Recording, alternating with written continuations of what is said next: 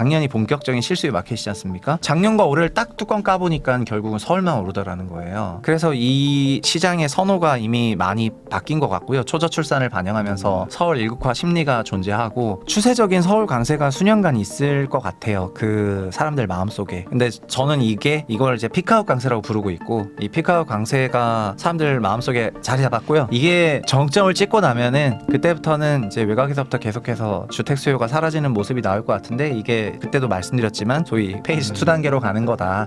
최상욱 교수님하고 이야기 나누고 있는데요. 그러면은 이제 요 대책에 대한 얘기는 좀 했고, 네. 그러면은 지금 어쨌든 대책의 어떤 효과일 수도 있고, 아니면 뭐 그거랑 상관없이 어쨌든 앞으로의 어떤 하반기나 아니면 내년 상반기에 또 어떤 전망도 좀 들어보고 싶은데, 우선은 지금 전세 쪽 있잖아요. 네. 전세 상승은 지금 계속되고 있는데 네. 이 부분이 그러면 비아파트발 그 대책으로 조금 잡힐 수 있을까? 요거에 대해서 좀 궁금합니다. 첫 번째는 지수의 전세 상승을 끌고 가는 거는 매매 상승도 마찬가지인데, 그 고가나 초고가 그룹에서 지수 가격을 끌고 가고 있습니다. 뭐 네. 예를 들면 전세 2억 2천 오르는 거는 2천만 원 오르는 거니까 1000세대라 하더라도 금액이 이제 200억이 되는 건데, 그냥 전세가 16억인 동네에서 갑자기 18억 되고 이런 거잖아요. 네. 그럼 2억이 올라 버리니까 그런 거는 1000세대면은 2천억이 올라가는 거여 가지고 그 10배 위력이 있거든요. 네. 지금 그런 부분을 생각하면은 지수 자체는 초고가가 끌고 가는 거고요. 그리고 초고가 시장은 앞서 말씀드렸던 것처럼 여기는 소득 기반 시장이기 때문에 그 소득이라는 게 꼭 급여 소득만 있는 게 아니라, 저는 이게 자산 시장 동조화가 됐다는 거는 자산의 처분 소득이랑도 다 연결가 되는 거여 가지고 전세 가격 강세 역시 전반적인 자산 시장 동조화는 잘 될 것 같습니다. 그래서 제 개인적인 생각은 아마 21년에도 그랬고 22년 5월에도 그랬고 24년에도 왠지 그럴 것 같은 거는, 글로벌하게 이제 자산 시장 가격이 좀 조정받고 어느 정도 관망세로 가면은 전세 시장 초강세도 시차를 두고 한 달 후에는 찾아오는 것 같고요. 근데 그 기저에 있는 지금 이제 정책이나 아니면 대책 내시는 분들이 바라보는 그런 네. 시장은 이런 마켓이 아니고, 아까 말씀드렸던 것처럼 지금 비아파트 서울에만 200만 채가 넘는데 거기서 15% 포인트가 변했으니까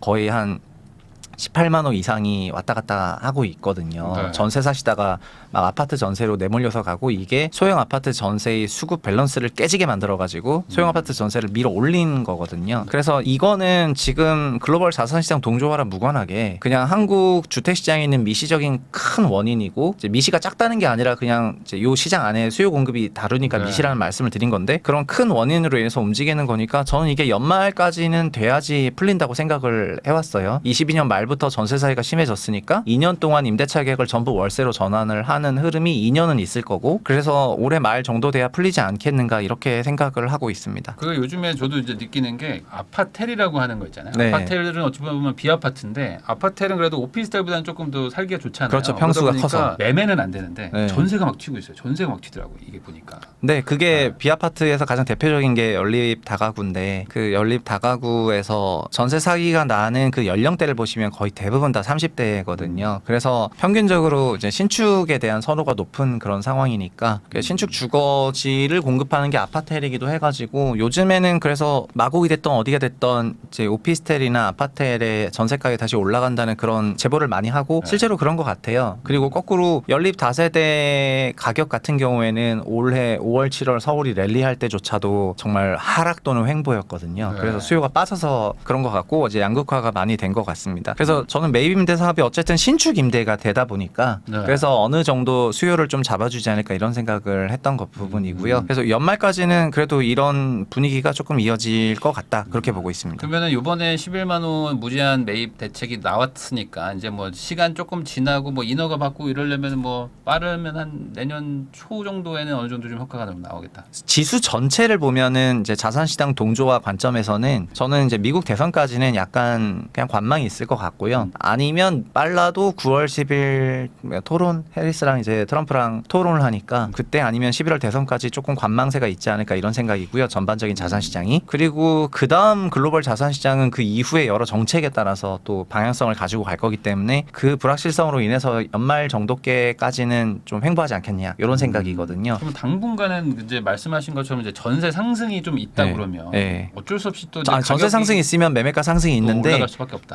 맞죠. 근데 그거는 연말까지 그래서 제가 5월부터 뷰를 바꿨다고 하면 좀 그렇고 임차료가 오르면 매매 가격이 올라가지 않습니까? 멀티플의 네, 변화가 네, 네. 없다면. 근데 5월부터 임차료가 크게 튀었고 그 원인이 B아파트 기피라는 게 이제 나왔잖아요. 5월 정도가 됐을 때는. 그리고 이게 언제 끝나냐 이 이슈였는데 그거는 대책이 나와서 끝나는 게 아니라 그냥 만 2년이 돼서 끝날 것 같거든요. 제 생각에는. 네. 22년 9월부터 이렇게 쳐가지고 그리고 그게 끝날 때쯤에 주택이 되고 준공이 되겠죠. B아파트들이. 그러면서 B아파트 시장의 임차료가 올해 연말에는 빠르게 안정화될 것 같습니다. 제 생각에는. 그래서 그 임차료가 안정화되는 과정에서는 이제 소규모 아파트들의 전세 시세 안정화, 매매 시세 안정화가 있을 것 같고요. 그럼 자연스럽게 그 갈아타기 부분도 좀 힘들어질 거라고 생각을 하거든요. 그래서 전반적인 매매 시장은 올해 하반기까지는 좀 준강세장이겠지만 연말 이후부터는 이제 빠르게 안정화될 거로 생각을 하고 있습니다. 그러면은 지금 일부 또 의견들 중에 하나는 지금 이렇게 막 반포를 위시해서 막 지금 뭐 초고가가 막 튀고 가고 있으니까 이제 네. 조금 있으면 이제 뭐 준상급지 뭐 이런 뭐 2급지, 3급지 뭐 굳이 얘기하면 뭐 옆으로 이제 온기가 퍼질 타이밍이다 이제 그거 얘기하시는 분들도 있는데 그거는 저는 이미 5월, 7월에 그 모습은 다 나왔다 생각하고요. 근데 20년, 21년이랑 왜 좀 다르냐면은 말씀드린 것처럼 지금은 다 1주택 갈아타는 그런 마켓이지 주택이 여러 채로 늘리는 분위기는 그런 건 아니거든요. 아니죠. 그래서 주택을 여러 채로 늘려야 된다고 생각했을 때는 서울 거주자의 이제 비서울 지역의 주택 매수 비중이 크게 늘어났었는데 현재는 그게 정말 안 올라와요. 네. 서울 매수자의 비서울 지역의 매수 비중이 이제 거래 데이터 보면은 진짜 안 올라오거든요. 그러니까는 그래서 이제 풍선이 번지지가 않는 거죠. 네. 그냥 자기 나름에서 그 지역에서 갈아타시는 분들이 좀 계신 거고 그래서 그런 느낌이 5월부터 7월까지 강세장 분위기가 확실히 나왔으니까 그때 조금 느끼셨겠지만 지난 2년이랑은 조금 다르지 않나라고 다들 좀 체감하신 부분은 그런 부분인 것 같고 저는 앞으로도 그래서 현 정부 들어서 여당이든 야당이든 소위 3주택 이상에 대해서 완화시키거나 법인에 대해서 완화시키거나 이런 생각이 전혀 없다고 느끼기 때문에 그래서 다주택을 늘리는 형태의 투자가 활성화되지 않는다면은 과거 같은 그런 풍선 효과가 많이 안 올라올 것 같다 그렇게 보고 있습니다. 그러면은 시장이 약간 진정은 되더라도 아까 말씀하신 것처럼 이제 다주택을 뭐 활성화하는 쪽으로 안 가면 또 시간 지나서 또 돈 모이면 또 다시 또 똘똘한 한 채 뭐 제일 좋은 걸로 또 다시 가는 거 그렇죠. 아니에요? 저는 지금 시장 전망을 짧게는 6개월, 길게는 이제 뭐 한 1년 한 거잖아요. 네. 이제 연말 정도 되면 안정화될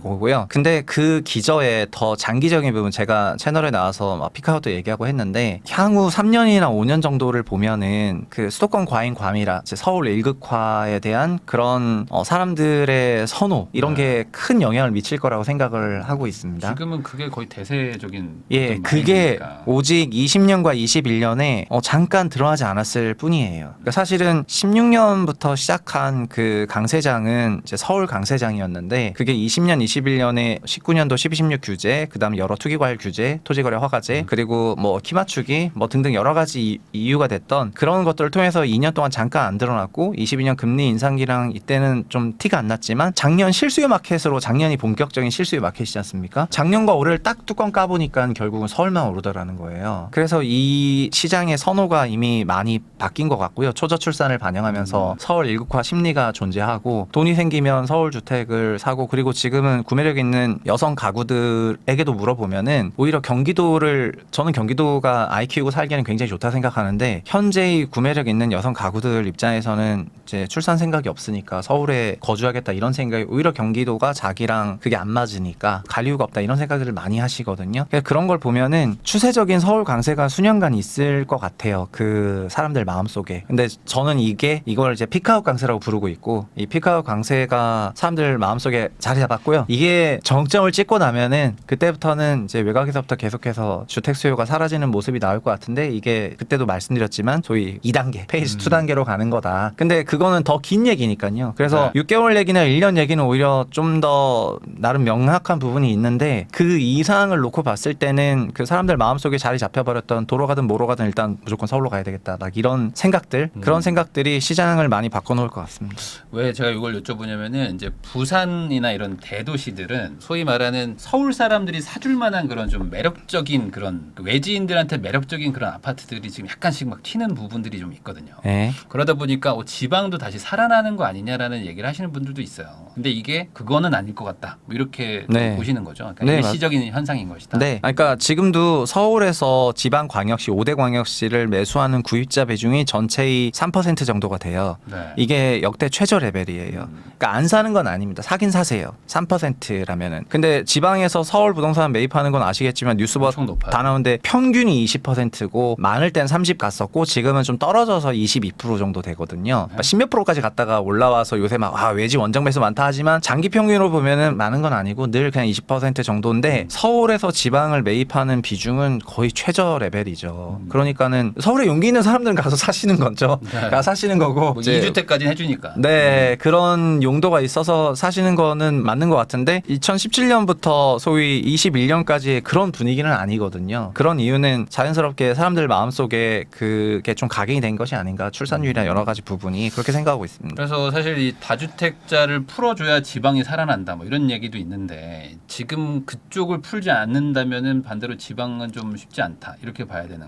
거라고 봐야 될까요? 네, 저는 시장 해석을 그렇게 하고 있습니다. 5월에서 7월 어떻게 보면 작년이 진성 작년 1분기가 네. 최저점이었고 그 이후에 꾸준히 상승했지 않습니까? 네. 그런 상승장에서 갭 투자가 안 붙었거든요. 그리고 올해도 5월과 7월 같은 어마어마한 강세장에서도 갭 투자가 안 붙었어요. 서울시 갭 투자 비중은 역대 최저고 물론 작년보다는 올해가 많이 붙었습니다. 작년은 국토부가 발표를 좀 잘못한 것 같은데 작년이 서울시 전체의 갭 투자가 39%고 올해가 37이다 이러면서 올해가 더 낮다 했는데 제가 그 한겨레 통해 가지고 자료를 보니까 작년 28%더라고요. 28%라는 숫자는 전 본 적도 없었고 그래서 이거는 역대 최저의 그 실수요장이고 올해는 38인가 그러니까 올해는 갭이 좀 붙은 거죠. 붙었지만 서울시는 평균 갭 투자가 55%인 동네거든요. 네. 근데 지금 완전 실수요 마켓으로 이제 됐지 않습니까? 그래서 그 말씀 드리는 게 왜 갭 투자가 생각보다 안 붙었냐? 그거는 많은 다주택자들이 지방 그러니까 비서울 포지션에서 지금 평가 손실을 보고 있는 그런 상태이기 때문에 그런 주택들을 처분하지 못한 거라고 저는 받아들이고 있습니다. 그래서 이분들은 제 개인적인 생각에는 내년에 금리 인하나 이런 것들이 좀 나오고 보유 부담이 사라지고 시세 인하가 됐던 뭐가 됐던 지방 부동산을 결국은 살릴 것이다. 네. 이런 생각으로 그냥 계속 버티고 있자라는 생각이다 보니까 그치만 현금 흐름이 그렇게 양호하진 않으니까 추가로 뭘 매입하진 못하는 이런 분위기가 아니었을까 이렇게 생각을 하고요. 그러니까는 작년과 올해 나타났던 거는 서울의 이런 초강세장에서도 갭이 많이 붙지 않았고 그랬던 것이 아닌가 그렇게 생각하고 있습니다. 그러면은 예전에 사실 서울 사람들이 지방에 막 집 사러 갈 때는 다주택 규제 같은 게 좀 없어가지고 대출 규제 좀 없고 그러니까 막 다들 막 사러 갔거든요. 서울 그렇죠. 비싸니까 이제 네. 싼 풍선 지방 효과로. 가자 뭐 그러면서 네. 갔었는데 지금은 그런 일이 다시 재현되기는 좀 여야 모두 다주택 규제에 대해서 저는 이거는 부동산 대책이 아니라 네. 저는 출산율 때문에 이제 지방 부동산 시장의 위축세가 본격화된다고 생각을 하고 있습니다. 네. 그러니까 사람들이 저만 해도 2014년에 수도권 주택 시장 롱 외칠 때요. 네. 지금 역대 최초로 무제한 주택 공급이 왔고 무제한 주택 공급이 당장은 아니지만 시차를 두고 상당한 영향을 미칠 것이다 하면서 이제 외칠 때 그때 그 앞선 한 5년 동안 일본화론에 대한 얘기가 굉장히 많았거든요. 네. 인구 침체론부터 시작해서 인구 감소, 많았었죠. 수도권 10년 대폭락, 일본 10년 대폭락 이런 얘기가 엄청나게 많았었는데 제가 그때 그런 책들을 읽으면서 느꼈던 생각은 뭐냐면은 인구가 폭증하고 있는 상황에서 인구 감소라고 하니까 어떻게 이렇게 인구가 증가를 하는데 인구를 감소라고 표현을 할까?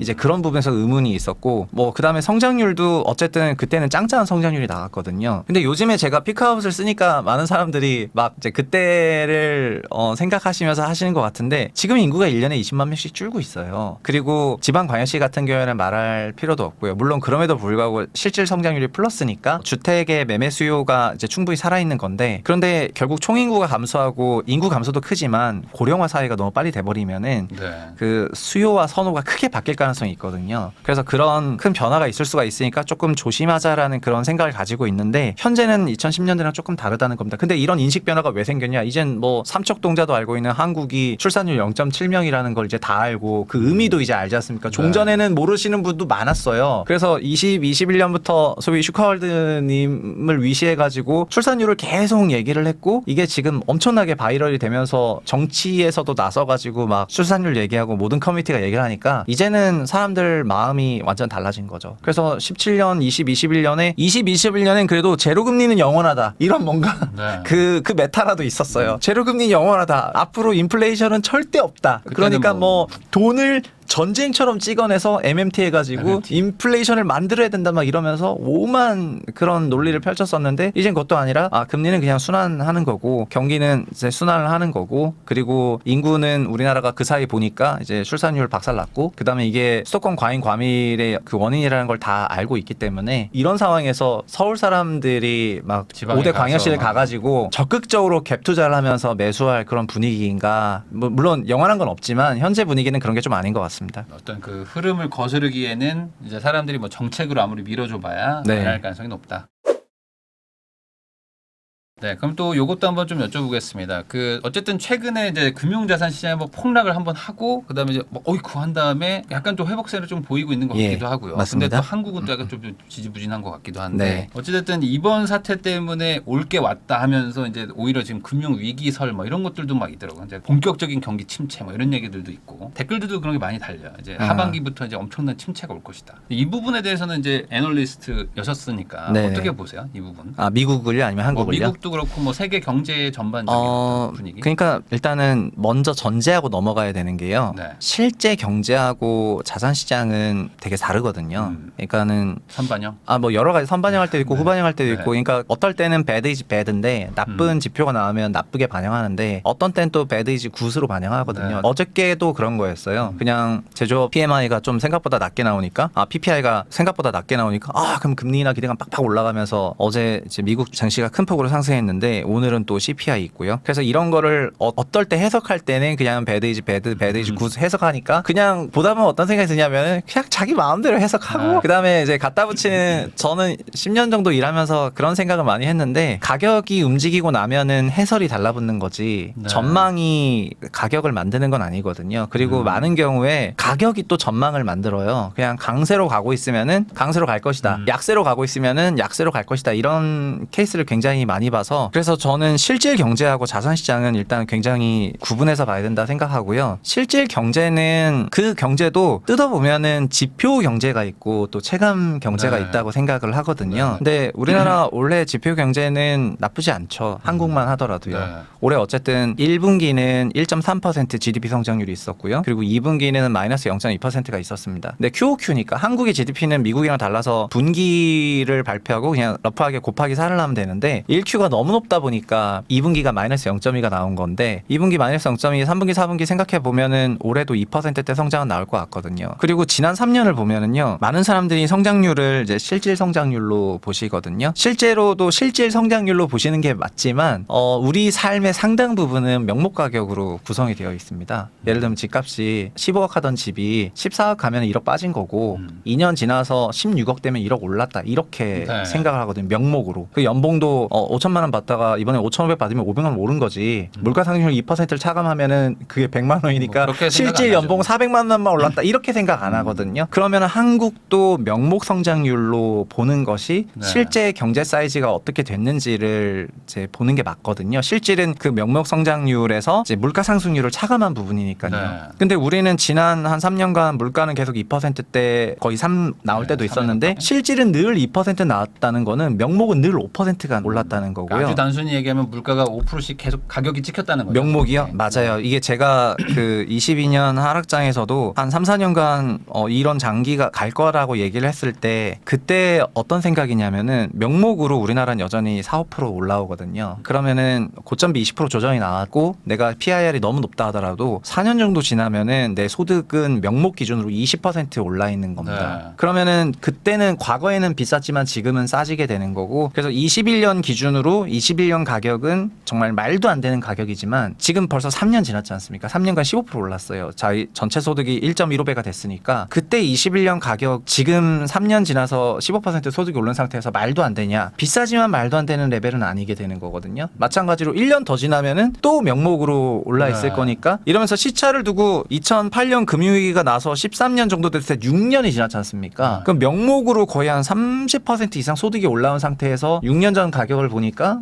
이젠 PIR 확 떨어져 있고 이런 거가 나왔다는 말씀이 되겠습니다. 그래서 우리나라가 지표상으로는 명목 상승률로 봤을 때는 지난 3년간 견조했고 그리고 뭐 하반기엔 좀 안 좋을 것 같긴 하지만 그렇지만 막 마이너스로 간다거나 이런 건 아니기 때문에 그냥 꾸준한 어느 정도의 그로스는 있을 것 같습니다. 다만 우리나라의 문제는 그런 거죠. 그냥 부동산에 너무 돈이 가다 보니까 부동산으로 돈이 많이 간 국가는 전체 GDP에서 소비 비중이 계속해서 위축이 되거든요. 그래서 중국이 지금 그러고 있는데 한국도 비슷하게 GDP에서 소비 비중이 60%를 짱짱하게 내고 있는 뭐 미국이나 일본 같은 그런 분위기가 아니고 우리는 막 과거에는 60이었지만 이제 50%에서 40%대에서 계속 내려가니까 이제 소비 위축세가 계속해서 나는 거고 그러니까 체감은 좋지 못하죠. 네. 그래서 이제 그렇게 구분해서 말씀드리겠고요. 그리고 미국도 저는 비슷하다고 생각을 합니다. 지금 미국에서 대선이 화두가 된 것도 지금은 JD 벤스를 페이크 힐빌리라고 부르긴 하는데 힐빌리가 우리로 치면은 이제 너 촌놈이잖아 약간 이런 거거든요. 근데 JD 벤스로 대표되는 미국의 그 정서는 전체 미국인 3억 5천만 명 중에서 1억 명 이상이 미국에서 빈자로 살고 있다는 거거든요. 그래서 그 정서를 미국 민주당이 잘 드러내지 못했기 때문에 미국 민주당은 소위 하이엔드 계층의 정서를 대표하고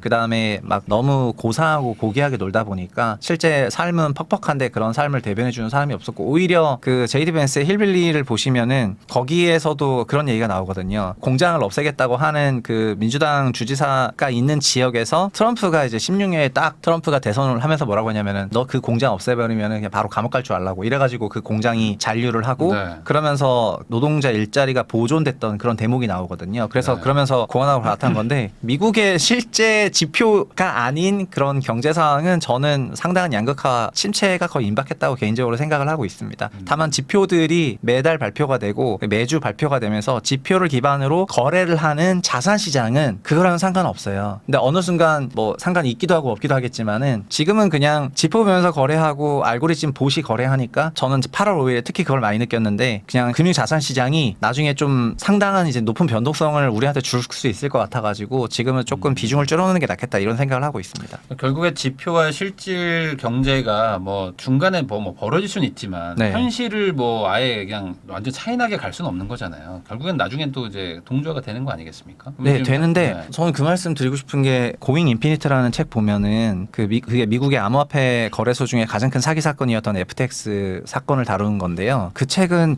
빅숏을 썼던 마이클 루이스가 썼기 때문에 저는 진짜 너무 재밌어가지고 완전 달달달달 외웠거든요. 근데 거기에 8월 5일 그러니까 지난주 월요일에 우리나라 주시장이 이제 지수 기준으로 막 9에서 10%씩 빠졌고 그랬었는데 그거를 요즘은 막 알고리즘 거래다, 봇 거래다 이런 얘기를 하잖아요. 봇 거래라고 하면은 되게 가볍게 생각하시는 경향이 있는데 봇이 하루에 거래하는 횟수가 봇마다 다르겠지만 샘 뱅크먼 프리드가 만들었던 김치 프리미엄을 먹는 암호화폐 봇이 아마존 웹 서비스에 올라간 다음에 하루에 36만 번 그 봇 하나가 36만 번 거래를 했습니다. 그 봇을 계속 띄우거든요. 그러니까 인공위성 띄우듯이 24시간 돌아가는 클라우드에 그 봇을 올린 다음에 그걸 계속 띄웠는데 그 친구가 코인 거래 봇을 띄웠는데 그 전 5년 동안은 주식 ETF 주식 거래 봇만 띄웠거든요. 그래서 지금 그 봇으로 5년간 내내 거래하던 것들이 이 시간에도 아마존 웹 서비스에 계속 붕 떠 있단 말입니다.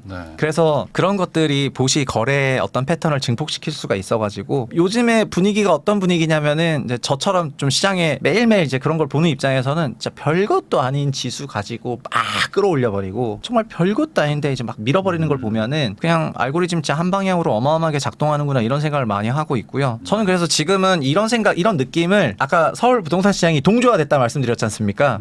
이 동조화된 느낌을 조금 받으면서 조금 이제 관망세가 나오고 있는 게 아닌가 이런 생각을 좀 하고 있습니다. 그러니까 프로그램 뭐 로직 따라서 그냥 얘네는 막 기계적으로 돌아가는 거다 보니까. 네, 그 알고리즘을 계속 수행하거든요. 계속 수행하니까 그거를 막 우리 사람이나 아니면 기관이 거래하듯이 땅땅 하는 게 아니라 그 기관이 그냥 봇을 24시간 돌려버리고요. 미국에서 만졌던 시장이 대만, 일본, 한국이었거든요. 대만, 일본, 한국에서 거래가 되고 있는 상품의 차익이 나니까 이게 샘 햄, 치즈, 샌드위치 매매법이라고 책에서도 나오는데 햄이랑 치즈 가격을 알면은 샌드위치 가격이 나오는 건데 햄, 치즈 가격이랑 샌드위치 가격이 다르면 그걸 잡아먹으면 된다는 보스를 돌리면 되거든요. 네. 그런 게 지금 이제 인공위성처럼 어마하게 떠 있다고 생각하시면 되겠습니다. 그러다가 뭐 예를 들어 수치가 뭐 잠깐 좀 삐끗하면은 이게 뭐 로직대로 야 이건 매도야 하면서 막 다 던져버리고 한 방향으로. 다 네. 사버리고. 크래쉬도 어떤 식으로 나냐면 제가 저 22년 5월에 루나 사태 크러쉬도 옆에서 봤는데 네. 그냥 크래쉬는 어떤 식으로 나냐면 8월 5일이 어떤 날이냐면 8월 말부터 AI에 대한 거품이 조금 좀 있었어요. 있었죠. 그리고 네. 실물 경기 침체에 대한 얘기가 조금 있었습니다. 네. 그럼 실물 경기 침체와 AI 붐이 조금 있으니까 그동안 많이 올랐으니까 나스닥 전고점 16,800인데 18,500까지 갔으니까 충분히 팔 수 있죠. 네. 그래서 누군가 팔았겠죠. 누군가 팔았는데 그게 어떤 일정한 트리거 이상으로 팔게 되면은 그 트리거가 쿠션 쳐가지고 아마 봇들을 돌렸을 거예요. 그리고 저는 우리나라 루나 사태도 새벽에 일어났었거든요. 새벽 거래에 대한 그 리스크는 이제 아까 고잉 인피니티 보면은 그 친구들은 코인이 24시간 거래되니까 매니저 5명을 둬서 5교대로 대응을 하거든요. 네. 근데 우리나라가 미국 시장, 우리나라 낮은 미국 밤이니까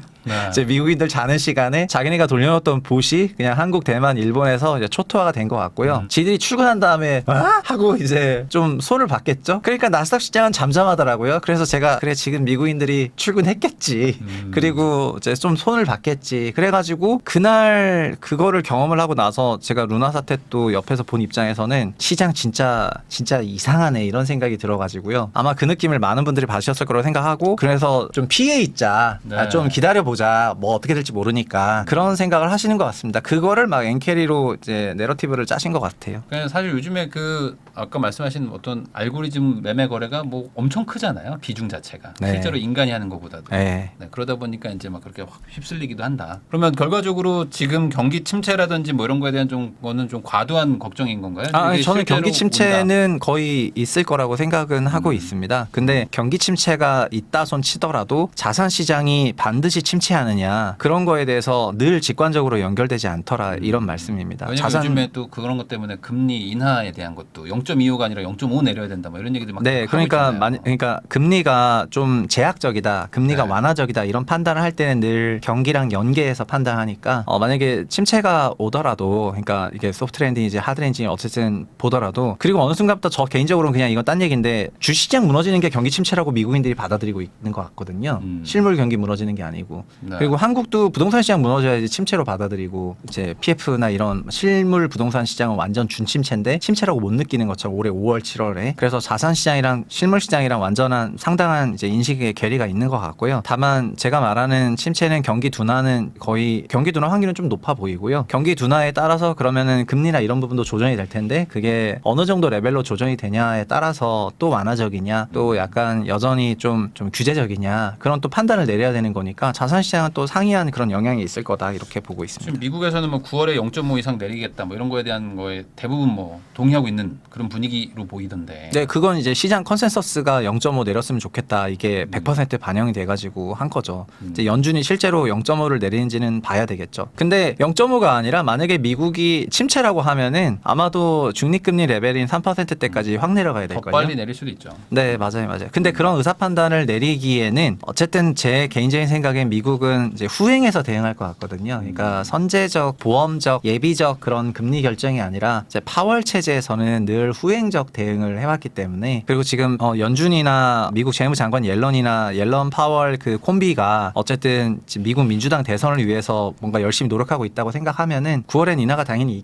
있겠지만 그럼에도 불구하고 막 그것 때문에 자산 시장 막 랠리로 갈지 그거는 또 지켜봐야 될 거고 그 전에 올랐다면은 셀 온이 될 수도 있고 안 올랐는데도 서프라이즈 인하면은 또 이제 뭐 될 수도 있고 그러니까 이런 이벤트 베이스로 시장 보실 때는 그냥 상황에 따라서 그때 다 다른 것 같다 그렇게 말씀드리겠습니다. 그러니까 이걸 가지고 한 방향으로 예측하기에는 시장은 그때 네. 자기들 마음대로 해석을 네, 했었다. 다만 종합적으로 봤을 때는 가장 큰 이벤트가 미국 대선이고 그 다음에 대선이 굉장히 큰 이벤트가 되는 거거든요. 네. 정책이 싹 바뀔 수가 있어가지고 캐비넷 다 바뀌면은 뭐 정책 다 뒤집히니까요. 그래서 그런 대선이라는 불확실성이 11월에 있으니까 11월까지는 어떻게든지 이런 횡보세가 있지 않겠냐 이런 생각이고요. 서울 부동산이 다시 랠리하는 시기는 저는 이제 앞으로 어떻게 보고 있냐면은 자산 시장이 달려줬을 때 서울 부동산도 달릴 거라고 생각을 합니다. 그러면 자산 시장은 언제 달리냐? 그러니까 미 증시가 됐던 그 어떤 자산이 됐던 그게 랠리가 나오는 환경에서 갈 거라고 봐야 될 것 같거든요. 그거는 뭐 정말 매우 완화적인 금리일 수도 있고 아니면 선제적인 가격 조정 이후에 뭐 여러 가지 정황들이 있는데 그런 게 나오면 가는 거고요. 막말로 트럼프가 코인 밀어주고 있으니까 코인 시장이 대부흥기를 맞이하게 되면서 소위 그냥 막 딸깍딸깍 이렇게 집을 사버리면은 서울 부동산도 그냥 갑자기 초고가 랠리가 있을 수도 있죠. 극단적인 상황에서는. 근데 그런 게 아니라 대선 결과에 따라 가지고 위아래가 조금 열려 있다고 생각하고 있습니다.